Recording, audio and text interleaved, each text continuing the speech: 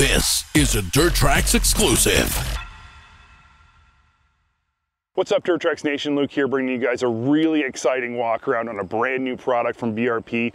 Behind me right now I have the 2026 Defender Limited, and while at first glance, quick glance, you might think, well, that's just a Defender, I promise you this is not just a Defender. This is a complete redo from the 2025 model with a whole bunch of new tricks up its sleeve and a whole bunch of new specifications that you're going to be just as excited about as I am. Before I get started into that though, I just want to cover off a few things that are going to be interesting. This is a Defender Limited, which comes only as a cab model. There is an XT as well in this new trim, and it comes both as, okay, I got to get this right, cab and open cab. And what we're going to talk about in a little bit is infotainment, no infotainment. So there's actually 4 different versions of the Defender XT for 2026. Now, this designation for this model is called the HD11. So as anyone who knows anything about Defenders knows, 2025, the highest end Defender you could get was the HD10 Limited, which we actually had a crew model of this past season, and it was awesome. This is now called the Defender Limited HD11, and we're going to talk about why in just a second. But from the outside, as I said, overall specifications, width, length, height, things like that are all very, very similar. But there's almost no parts that are similar to the older version. It's almost entirely redesigned from the front to the back, which is really, really cool. So what I want to start off talking about first is the HD11. What does that mean? This Defender now has a 3-cylinder Ace architecture 999cc engine in it that makes 95 horsepower and 70 foot-pounds of torque. So there is a brand new power plant under the hood in here. It is incredibly powerful, 95 horsepower. I believe that is now either the highest or tied for the highest in this class. 70 foot-pounds of torque is phenomenal, more than enough than you're ever going to need, and it's a 3-cylinder engine, so it's quiet, it's buttery smooth, honestly, so incredibly smooth, it's almost unbelievable, and it sounds really, really cool, but it is the Ace architecture, so it's not the same motor as what's in other vehicles with the 3-cylinder that Can-Am makes or that BRP makes, snowmobiles, watercraft, ATV side-by-sides, but it is the same architecture, the same platform, engine platform, so that's pretty interesting. So that's the HD11 part. Along with the engine comes an entirely new sort of drivetrain, and we're going to talk a little bit more about that, but the clutching is different now too. You have a P-drive primary. This vehicle uses the X3 belt, so the heavier duty belt from the X3. According to Can-Am, it is next to impossible to blow a belt in one of these things. The clutch combined with the heavier duty belt makes the belt drivetrain, the CVT, basically indestructible, so that's pretty cool, even when you abuse it, apparently, according to them. Some other specs that are interesting, you now have beefier A-arms, beefier drive shafts, everything within the drivetrain, including the A-arms, are pretty much just across the board 25% stronger. So all of your half shafts are stronger, your prop shafts from the transmission out to the differentials are stronger. You can see that the A-arms, you just look at them, they're way bigger and beefier, obviously arched in the front. So that's really cool. And there is a new bushing, and I wish I could remember what they described the bushing as. It's a double something bushing, not double shear, double pressed or something like that. Anyway, new bushing in all of the suspension components, the entire vehicle. They are essentially like, you probably will never have to service them is what Can-Am claims. If you do though, you can press them out, press in new ones. They also sell all of the suspension components with pre-pressed in bushings, so if you do ever need to, you can either choose to service the bushings themselves within the A-arms you already have, or just buy another A-arm that has bushings in it. But they are a new bushing system that, according to Can-Am, is nearly serviceless. It doesn't require any service ever, but there's no grease fittings, so some people are going to like that. Some people might prefer grease fittings, but who knows.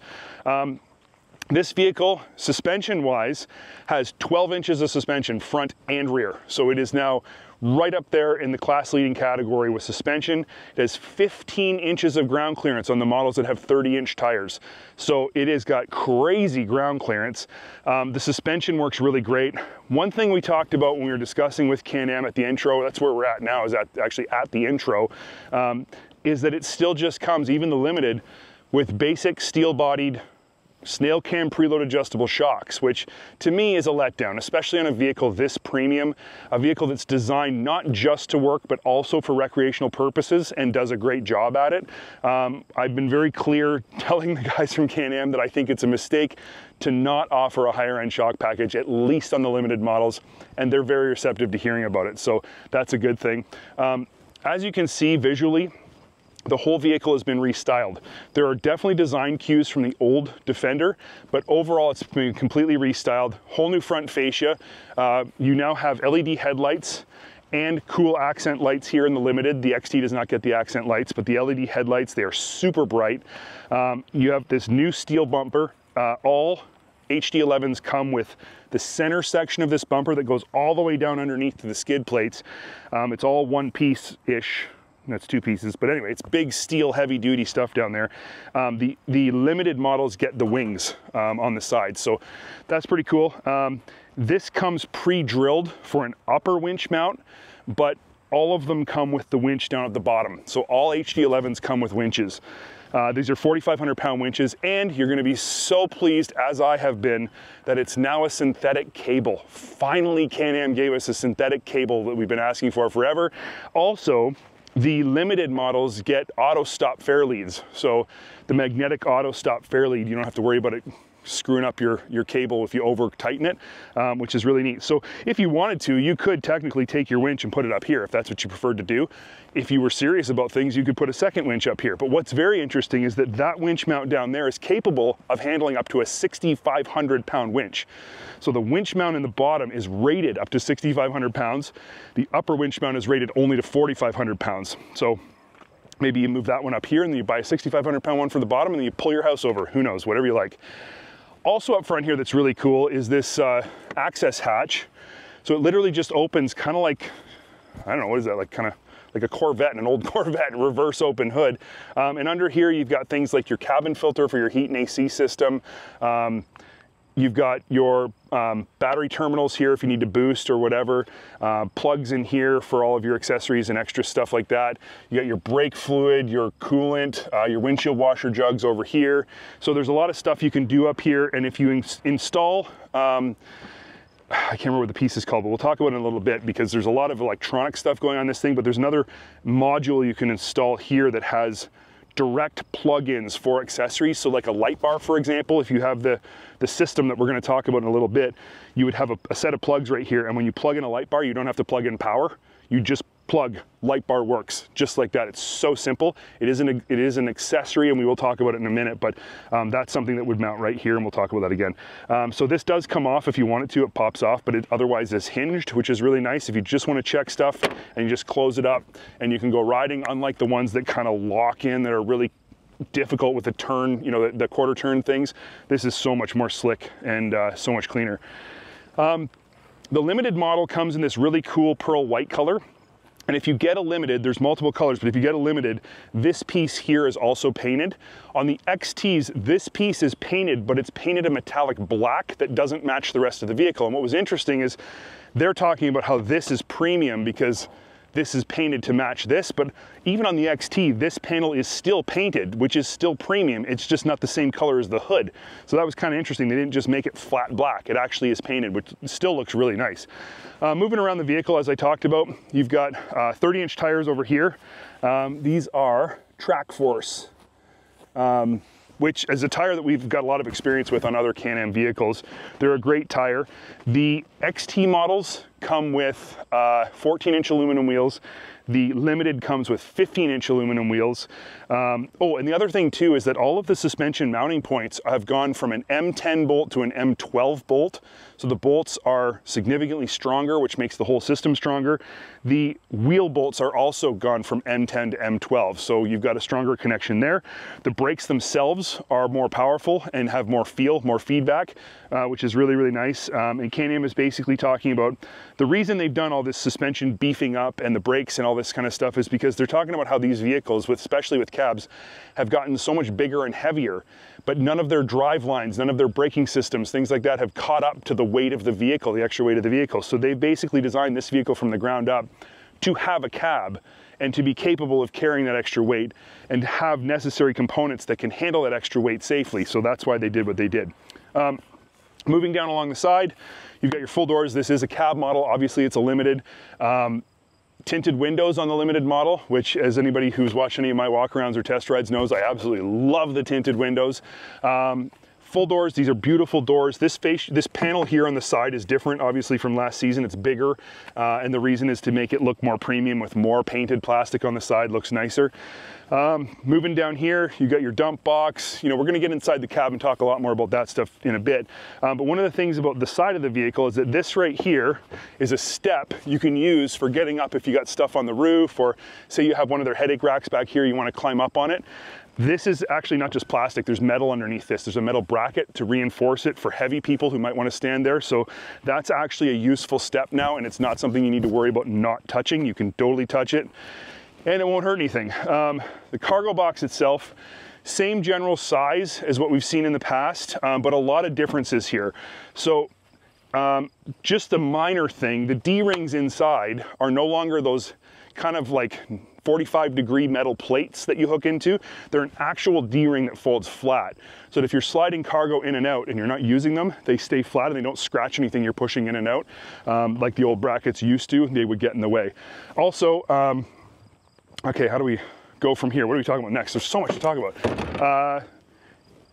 You've got a 12-volt outlet here for running things like a sprayer or other agricultural equipment or anything else you want. I mean, a 12-volt coffee maker if you're on a job site. You know, you can charge your batteries, whatever you want. So that's cool. That's something not everybody's doing, and it's a really nice feature to have. Inside the bed, I can't actually show this right now because it's dirty. We've been riding these exact units, but there are pre-marked, you can see it right here, pre-marked link points for putting in the link attachment points. And there's like 100 different configurations of link mounts you can put in the bottom of your bed to mount link accessories. So for example, if you have a link cooler, you could mount it here. You can use their link gas can to put here, gas caddy. They have link storage bags, stackable link products, and you can turn them sideways, this way. You can have like the great big ones that go on the back of an ATV around the rack actually will fit in here. So pretty much, well, there's over 200 accessories that go on this vehicle. And you can add link points to the bottom of your cargo bed now, which is really, really neat. There are some specifically designed for this vehicle that are designed to go into this box. And then other ones are just universal that fit in here too.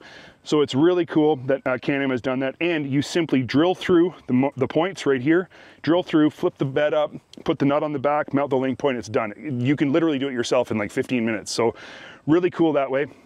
The tailgate still holds up to 250 pounds, but is reinforced now. So there's now a metal reinforcement along here. And the idea was that when you have this loaded and there's a whole bunch of pressure, gravel, rocks, whatever, pushing against here, it used to be able to flex. The actual tailgate itself could flex a bit and could come unlocked, unlatched if it flexed too much from too much pressure pushing here. Now that can't happen because there's a reinforced plate in there. You also have a much larger handle back here that's kind of rubberized on the bottom. Idea behind that is I can now stand to the side of the vehicle and unlatch instead of before it was right here, I had to lean over. So that's a pretty useful feature if you got gravel in there, you don't want to get it all over your shoes. That's something that's totally doable. This is an accessory bumper. This is not the factory bumper, does not come with that. Great bumper though. I'd definitely be adding that to my own if I bought it for just simple climbing in and out. I mean, it's phenomenal for that. Limited models also get this painted piece back here that's painted to match, so something a little premium. In the rear, we have LED taillights that have like an accent kind of taillight style bar, I guess, around the outside. But in the middle, you now have backup lights, which is something that Can-Am side-by-sides pretty much, well, not a lot of people have in the industry. Not a lot of side-by-sides have actual built-in backup lights in the taillights. So when you put it in reverse, these turn white and they're really, really bright. So when you're backing up, you can see what's behind you, which is phenomenal. I did suggest to Can-Am, and I hope that this is something they'll do in the future, but give you the option to have a switch to turn these on and off from in the cab when you're not backing up, so that if you were working back here in the evening, hooking on a trailer, unloading a trailer, whatever you're doing back here, maybe you got a deer or something and you're just finish dressing it at night, you want to do it real quick, you can flick these lights on, get some light on the ground. So that's something I'd really like to see them do. But the fact that it has backup lights is a huge improvement over not having backup lights. And anyone who's backed one of these things up at night knows what I'm talking about, especially with the window tint. Rear suspension wise, again, all of the arms are beefed up like they are on the front. The drive axles are beefed up. Everything back here is beefed up in a huge way, and considerably stronger M12 bolts holding everything together. So the rear end is crazy tough. You got your 2-inch hitch receiver back there like they've always had. So the back of the vehicle, you know, is just as tough as the front. Obviously your cargo box tilts with one hand, which is super nice. We do have this storage bin in here, which is a Link storage bin. You can take this out with just 2 Link quarter turns inside the bin. It just pops right out. But we left it in because it looks neat. Yeah, so under here you can actually see the 3-cylinder engine. Well, you can't really see it, but it's there. You can see it's right here. Here's your engine. You have a much bigger intake over there right in front of Jake, the cameraman. It has a, I think they said almost twice the size air filter that's now mounted in a normal air box down there, as opposed to that tubular thing that was mounted up here that was kind of hard to use. So that's really nice. You have, it's hard to see, but if you look down here at the belt, I'm gonna call it the belt area, belt box, whatever you want to call it. So before, the belt surround was all part of the belt cover, and it was plastic. So it bolted to a flat plate that was part of the transmission case, and the belt cover itself was shaped kind of like a bowl.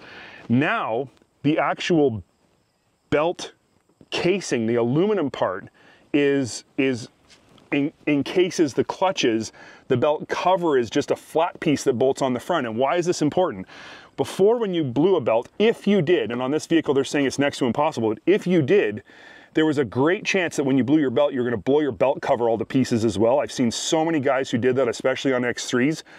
Once your belt cover's blown apart, if you need to get home through the water, you're in trouble. You will not make it home if you got to ride through any kind of water if you blow a belt. So this is better because when you blow a belt, it's unlikely to blow the belt cover to pieces. So that's a kind of a cool thing they did. Interestingly also, they now have the belt exhaust air running right down along the header of the exhaust as it comes out of the engine. So they're actually ducting belt, okay, they're ducting the air from the belt cooling system over the exhaust to help keep the header cool. It's a totally weird thing. I had no idea. Apparently this has been done on ATVs for a long time. I had no idea. It's a really neat idea, and it helps cool the exhaust, which is really important to stop heat soaking down here. Also, Can-Am has now changed where the intakes are for the engine and the belt. So you can see right here, we've got an intake, and it's on the side right here at the back of the door. So this would be for your, I believe, your belt intake. On the other side, oh, maybe this is motor, I can't tell. On the other side, in the same location right here, is another intake, and I believe that side is for your engine intake, your engine air intake. So it's now on the side, not up here where it used to be, kind of in this area. It now sucks colder air as opposed to heat-soaked air that used to be down in here. It's a better system. Again, your air filter is way bigger, so that should allow for a better breathing engine and also longer service intervals, which is really, really nice. Yeah, so that's all I really got to say back here about this. I'm going to close this down. Again, the box is really cool. Link points all along the top, as they've always had, and there is a long list of accessories this thing can have from Link, so that's pretty cool. Underneath this is the same bucket indents in the box that they've always had, and obviously you've got your dividers in here to segregate your box however you want to, or put stakes in here for creating walls, whatever you want. Anyway, it's the same basic design as the old box, just with some more features and Link attachment points, which is cool. All right, what else have we missed on the outside? Oh, something you can't see. We'll talk about it, but you can't see it. Underneath, so there's some new regulations now for side-by-sides and ATVs that deal with intrusion of things like sticks into the vehicle. So everybody's heard a story of someone who's been driving down the trail and had a stick come through into the cab, you know, and either some people have been hurt by this, other people just had it happen and scared the crap out of them. There's some new regulations about that and stopping that on side-by-sides. So underneath this vehicle, Can-Am has now installed an over 1/2 inch thick UHMW skid plate. It's massive. Old skid plates on Can-Ams were riveted on underneath, and they were mostly one piece. This is a two-piece unit on a short cab on a crew. It's a three-piece section that is now bolted on and has less than half the number of bolts as there were rivets on the old one. So if you do need to take your skid plate off to, say, clean mud out or get to engine components underneath, you have half as many bolts to take out, and you can take them out with a wrench instead of drilling rivets. So it's really, really easy, and it's a 1/2-inch skid plate, which is crazy. There's more to that. If we go up to the front here, this section underneath of your fender right here is now metal. So that looks like plastic, but it's not. This is actually formed metal right here.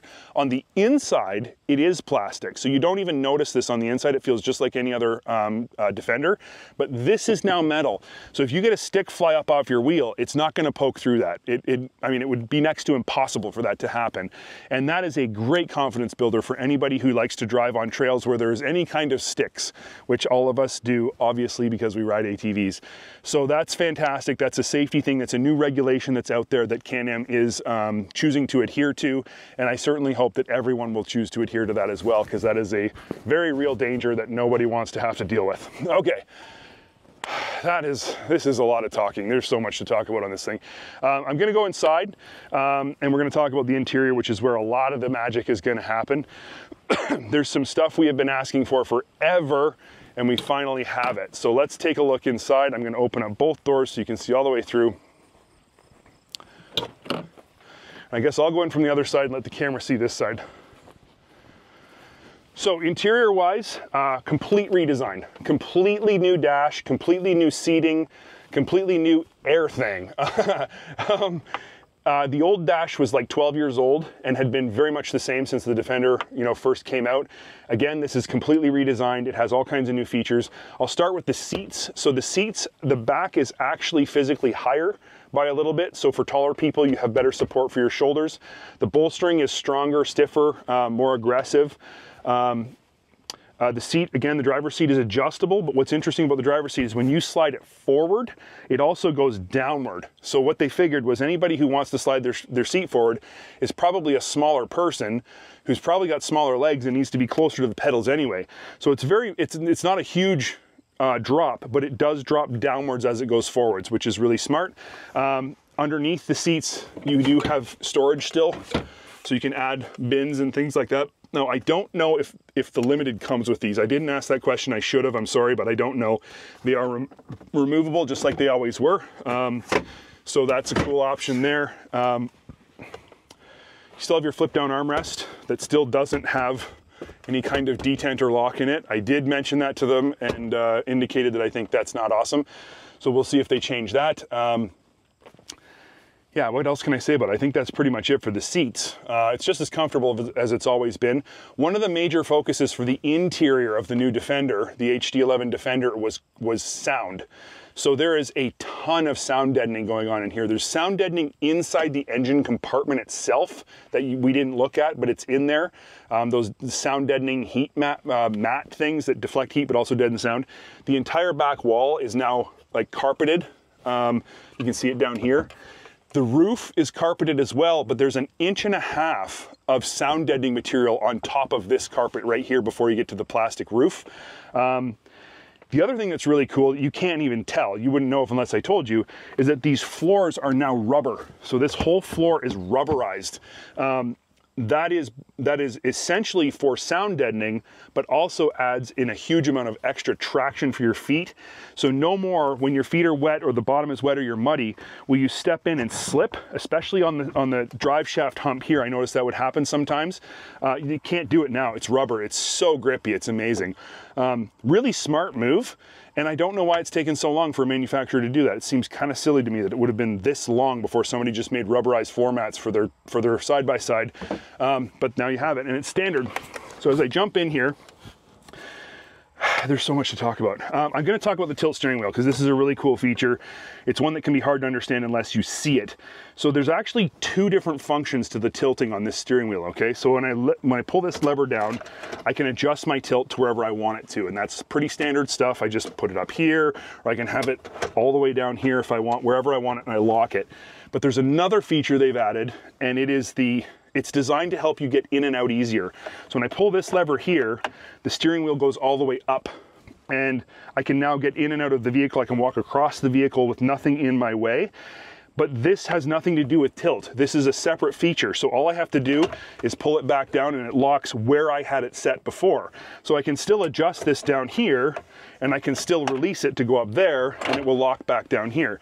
So it's a pretty neat kind of secondary function to the steering wheel that would be very useful for a lot of people. I will admit this, after driving this thing all day, this feature didn't really stand out to me as something that I was going to use a lot for two purposes. One, I'm not really working a lot when I'm in my side-by-side. I'm getting in and out. There is room. It's not like I've ever felt really limited by that. But if I was having to come across here, let's say I had these seats up and there was something big in here, maybe I had dogs, maybe I had, you know, an animal or something, or large cargo, and I needed to get in and out, being able to do that now opens this completely up and would make life so much easier. So this is a really great feature. It's just not something that really became a part of my usage experience, but for a lot of people, this is going to be a game changer, and I think it's really, really smart. The other reason I didn't use it is because I use the steering wheel to pull myself into the vehicle sometimes. I got bad knees, so when I put my foot up, I just use the steering wheel to give me a little lift. When it's up here, you can still do it, but it moves a lot. So that was the only thing I noticed about that. I'm not complaining about it. It's a great feature. It's just something to keep in mind.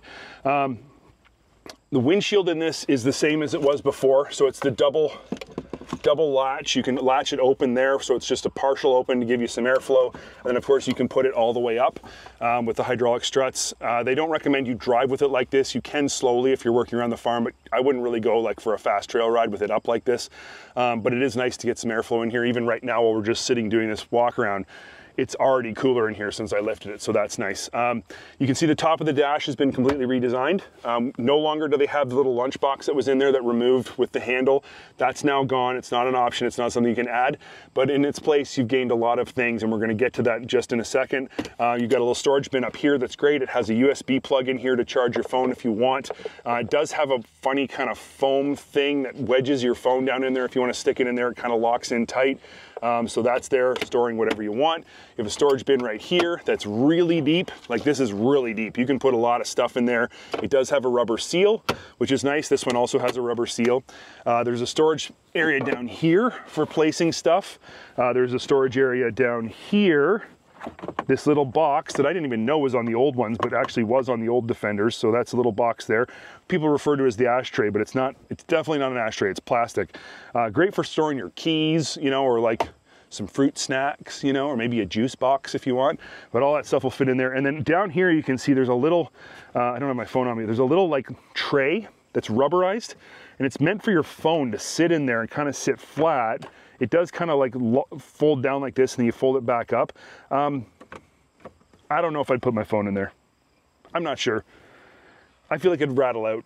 I guess if I was going slow, it'd be fine, but the reality is, if I'm gonna put my phone somewhere, it's gonna be up here where I can get to it. Still, it was nice that Can-Am is thinking about these things, and they're thinking about how people use vehicles and trying to come up with things. You can actually take the charge cable that's under here, feed it back down through the dash, and it can come out here. So you can charge your phone down here, and apparently it's not hard to do. So not only did they think about like having two places of your phone, but they actually decided that they would make it universal how you want to charge your phone. There's a lot of things going on in the minds of Can-Am people, Can-Am engineers, that's for sure. Obviously, as we're sitting here, oh, there's one other storage thing I want to show you that if I don't show you, you'll never know that it's there. I had no idea the whole day we were riding until one of the engineers showed me. It's like the secret stash is this right here. You just pull this off. How do I pull this? Oh, there you go. And like the cover does not indicate that there's anything to take off here in any real way. And it really isn't designed to come off a lot. You can see it uses like panel clips from a car. It's not meant to be opened and closed 100 times a day, but what it is for is your owner's manual is actually designed to fit right in here. And then like if you've got, I would like your winch control, your wireless winch control, or if you've got some small things you want to keep in there, maybe some emergency things, you can store them in here. And when you close it up, it becomes kind of invisible and it's just there, but you don't even see it. It's really cool. I thought that was really neat. And when they popped that open, I was like, oh, James Bond. So not James Bond. It's still cool and I love it. Now, of course, as I'm sitting here, you are looking at this dashboard and you're going, oh my goodness, they finally did it. It's exactly what I was thinking. 10.25 display in the dash. Finally, it's about time. It is the same 10.25 display that's in Spyders, that's in on the snowmobiles, that's in the Maverick R. It's the same display. You do still have a small display here, which is the tiny display. It's totally functional. It's actually really useful and nice to have this for quick glances at things. You still have like your trip computers and stuff like that in here in settings that you can adjust. But of course, you have the big display in the middle of the dash, and it has all the functions that these displays always have. You've got all kinds of settings. You've got, you know, different settings for this side. When I go to, how do I get there? When I go here, I can go into phone, pair your Bluetooth, your camera. It does have a rear view camera on the limited models, comes standard. You can also add a front camera that is pre-wired. All you got to do is buy the camera and plug it in, and it will then show up as an option on here. Statistics is average speed, duration, things like that, and that's configurable. Preferences is where you set all your different settings, display, your Bluetooth setup, your Wi-Fi. Your applet switcher is sort of the different apps that show up on the screen. So a lot of them are they turned off right now? Yeah, so we're gonna turn them all back on so I can show you what I'm talking about. Okay, so that's all that. Anyway, so the 10.25 display does everything that it does on every other vehicle. It works really good. With it has come two other modes of controlling this screen. Obviously, it's touch screen. I can do whatever I want through touch.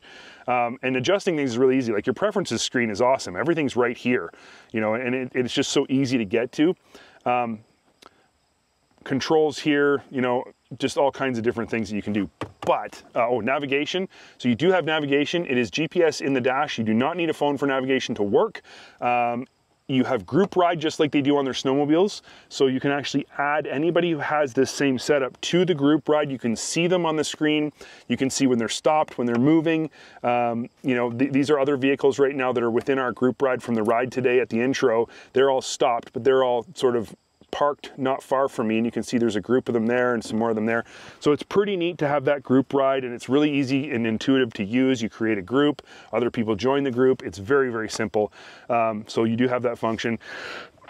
But there's two other control surfaces in this vehicle that have to do with this gauge. Down here is a button pad, and everything from this button pad is duplicable on the screen. But what it does is it gives you access to things like your rear diff lock, your front diff lock, your diff mode.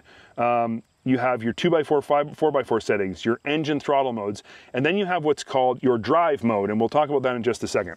Up here on the steering wheel, we now have other buttons. This one on this side opens up my options on here. So this is going to give me my throttle options, basically what this stuff does. My DPS settings for DPS power steering, my 4x4 settings, and I can control them from here, and I can adjust them from here if I want to. That's really cool. This doesn't have all the options listed right now. You can turn them on and off so that if I push this button and I only want it to switch between DPS and my 4x4 settings, I can delete everything else off that screen, so it's quicker and easier to get to the settings I want. Maybe I don't want music to show up there because I'm not ever going to use that. I can get rid of that off that screen just in the settings menu. But everything is so easily available to change. You know, your throttle modes work sport, normal. It's super easy right from the steering wheel. It works when I'm driving. I don't have to do anything else, never have to reach down there. Or I can reach down here and adjust my throttle mode the same way. It shows up on the screen in the same spot just by pushing this button. So there's multiple ways to get there. And the same with all these buttons. Okay, so this button here on the side controls the actual apps that are in the gauge, and I can switch through them just by pushing the button. So you can see I got media, gauges, camera, statistics, and navigation. And if I just keep pushing the button, it cycles through all of them. So I go to media, and then I push it again. I can go to camera, so it's going to show me my rear view camera. Push it one more time, I'm statistics, which is all the information. Navigation brings up my maps. I push this button over here, and I still can go and set my other things as well. So what's cool about this is that I can change these as well. I can delete them from the top menu, and I can reorder them whatever order I want. So if I want it whenever it comes up for gauges to be the first one in the lineup, I can do that just by moving them around inside the menu. It gives you so many ways to control this, and it makes it so easy to use just from here while you're driving without ever having to reach down and touch the screen or touch this pad. Really, really cool. But there's more to this whole system.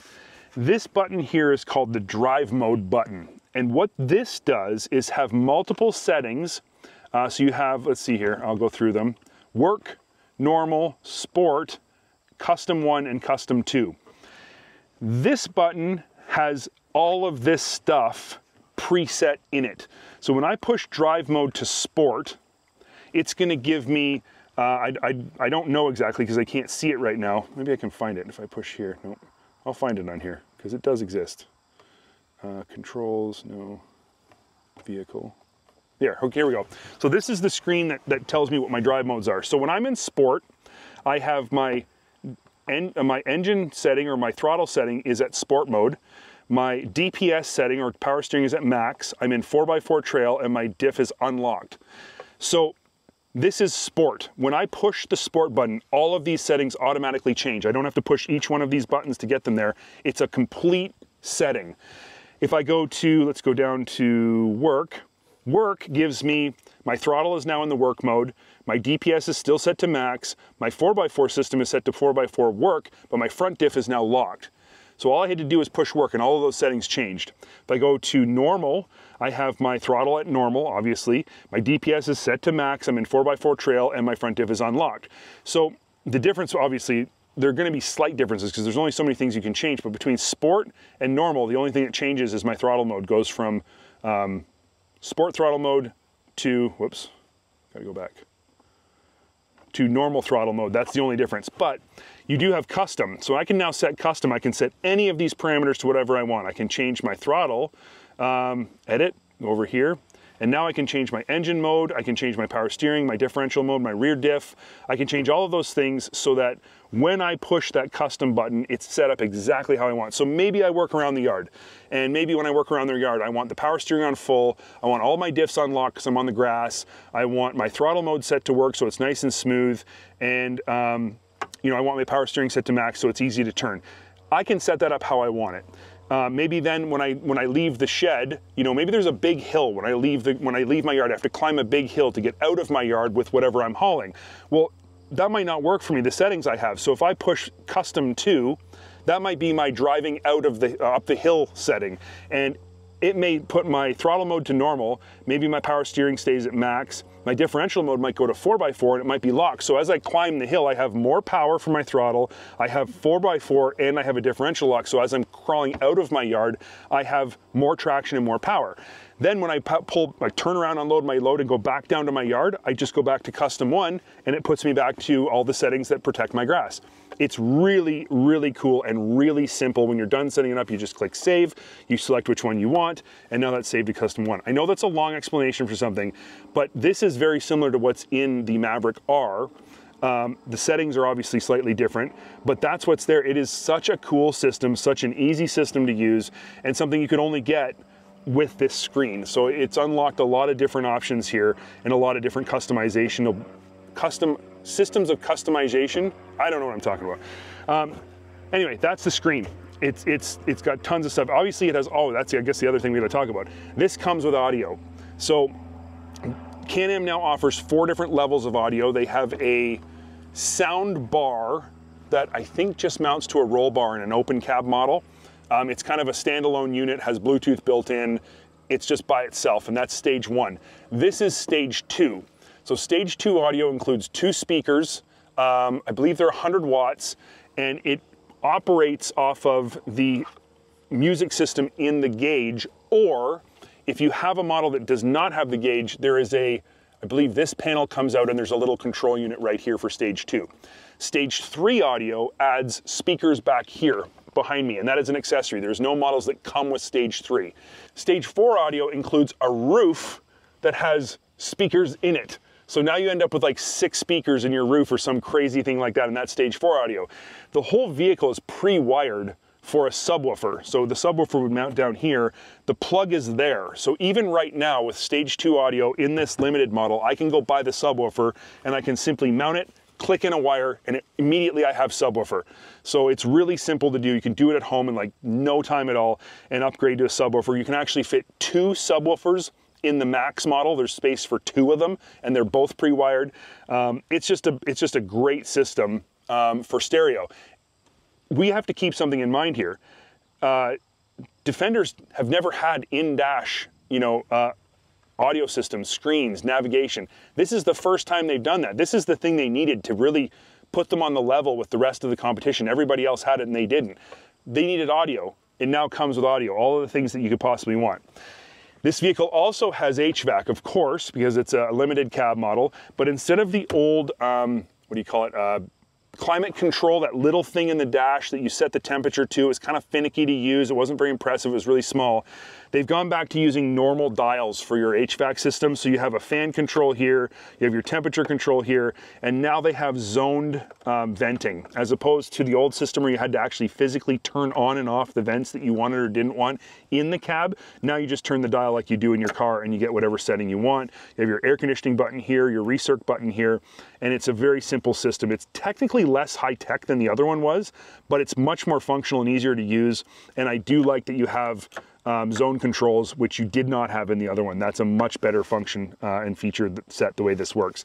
So that's really cool that they've done that. And obviously this is an HVAC unit. They now have phenomenal HVAC venting in here. It stays so cold in here. The Max models as well have rear vents that go under the seats and blow cold air up from the floor for the rear passengers. This unit was designed from the frame up to have HVAC. The old model had HVAC added to a frame that was never designed for it.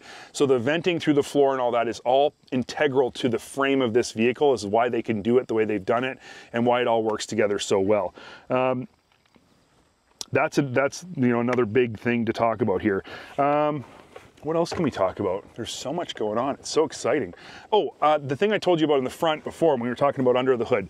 So another thing Can-Am's doing with this product is they have smart features that they can make it smart, basically.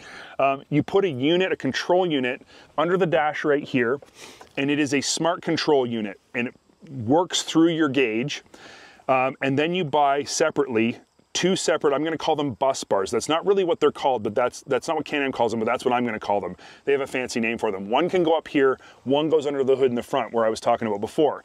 And what you do is you buy your smart features. So they have lights, they have windshield wiper module, there was something else they had too, I can't remember off the top of my head. But anyway, there's 5 different smart features you can get. You plug them into the smart module, and now your gauge controls those features. So now I can turn my light bar on and off in my 10.25 display, or I can have my light bar set so that when I go faster, the beam on the light bar changes to a spot, and when I slow down, it goes to a wide beam. And it does it automatically because it knows how fast it's going, because it's all connected through the system. Likewise with the windshield wiper. The smart windshield wiper module makes my windshield wiper go faster the faster I go. So there's features like these that are smart features that nobody else is doing this. Nobody else is doing anything like this. There's also a little panel that can go here that can control your smart features as well, and adds buttons specifically for those smart features how you want them. But all of this stuff is programmable. All of this stuff can be messed with and set up and programmed the way you want it to. It is very, very high tech. Right now there's only 5 smart features or 5 smart accessories you can buy. In the future there's going to be more and more of them coming out, which is really cool. This is taking technology in a side-by-side to a completely different place. I can already hear people saying, this is getting really expensive. And you're right, it is getting really expensive. But if you look at what Can-Am's sales indicate, people are buying this stuff, the high-end stuff, more than they are the lower-end, more price-conscious stuff. This is what's selling in bigger numbers than ever before. So people want this. Fortunately for everybody else who doesn't want to spend that kind of money or thinks the prices of these things is ludicrous, there is an HD7 out there for you that is very affordable and has all the capabilities you could possibly need. So that's great for you. Don't complain about price. This is all making side-by-side riding and side-by-sides better, and eventually it's going to benefit all the people who don't want to spend as much money as well. They're all going to benefit from this technology. So, lastly, new transmission, easier to shift, more precise, just generally smoother. It works the same, but it is a little bit better. It didn't stand out to me in any massive way, so I just wanted to mention it really quickly. And I think that's it. That is a really, really, really long walk around video, but there's so much to talk about. So before I end, Power windows, does have power windows. Still in the Max model, the rear doors don't have power windows. They're still cranked, so I'm gonna keep working on them about that. But overall, here's your new 2026 Defender HD11. It is a triple, it is awesome. We've ridden them all day. It works amazing. The power delivery is so not Can-Am. It is so smooth and linear. You can just creep from a stop. If you're hauling a heavy load, you never have to worry about things toppling over or spilling. It is really, really good. It's really refined. All kinds of stuff that people were asking for, from not just Can-Ams, but from side-by-sides in general, from utility side-by-sides in general, Can-Am has now given them. And I think that that's phenomenal. So I hope you guys enjoyed this. They're shooting some skeet behind me now, so we better end this before they shoot me, maybe. Thank you guys for watching. If you haven't yet, subscribe to the channel and make sure you don't miss any of our videos. If you like this video, make sure you click the like button. It means a lot to us. If you want to be updated immediately when new videos come out, click the bell, turn the bell on, and you'll immediately get a notification when we upload a new video. And of course, leave comments. We try and read them as best we can. We try and respond to them as best we can. And we love hearing from you guys. So thank you for watching. I will start this right now so you can hear it. And again, thanks for watching. We'll see you on the next one.